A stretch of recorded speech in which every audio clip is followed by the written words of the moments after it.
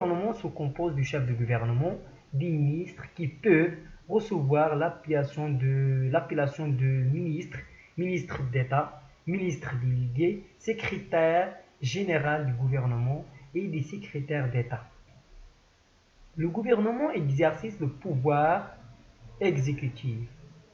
Sous l'autorité du chef de gouvernement, le gouvernement met en œuvre son programme gouvernemental, assure l'exécution des lois, dispose de l'administration et supervise les administrations et entreprises publiques et en assure la tutelle. Les ministres peuvent recevoir délégation de la part du chef de gouvernement pour exercer certains pouvoirs relevant de ce dernier. Le gouvernement tient une réunion hebdomadaire sous la présidence du chef de gouvernement, en principe chaque jeudi. Cette réunion prend l'appellation de Conseil du gouvernement. Le Conseil du gouvernement délibère sur les matières suivantes. La politique générale de l'État avant sa présentation au Conseil des ministres. Les politiques publiques, les politiques sectorielles, l'engagement de la responsabilité du gouvernement devant la Chambre des représentants.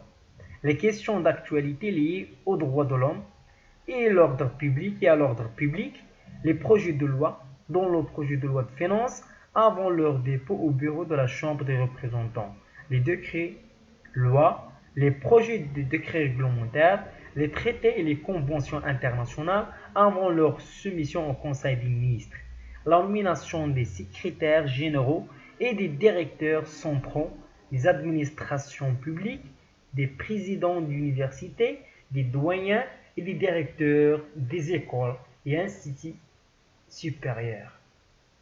Le chef du gouvernement informe le roi des conclusions des délibérations des conseils du gouvernement. Aussi, le chef de gouvernement a un ensemble des attributions. Le chef de gouvernement est nommé par le roi au sein du parti politique arrivant en tête des élections des membres de la Chambre des représentants et au vu de leurs résultats.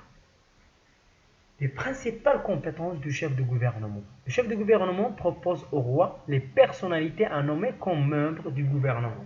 Il propose au roi de mettre fin aux fonctions d'un ou de plusieurs membres du gouvernement, soit à son initiative, soit sur démission de ces derniers.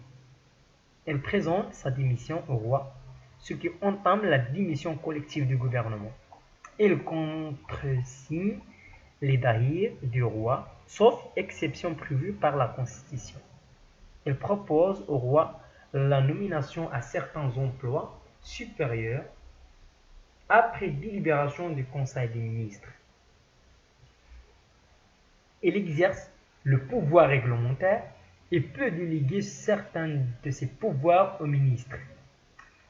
Les actes réglementaires du chef de gouvernement sont contresignés par les ministres chargés de leur exécution.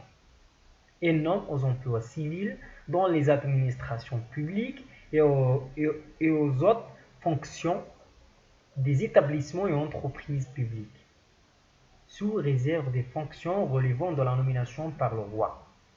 Elle préside le conseil du gouvernement et les membres du conseil de régence, du conseil supérieur de sécurité, et peut engager la responsabilité du gouvernement devant la Chambre des représentants sur une déclaration de politique générale et sur le vote d'un texte.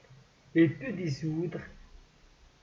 dissoudre la Chambre des représentants par décret pris en Conseil des ministres. Après avoir consulté le roi,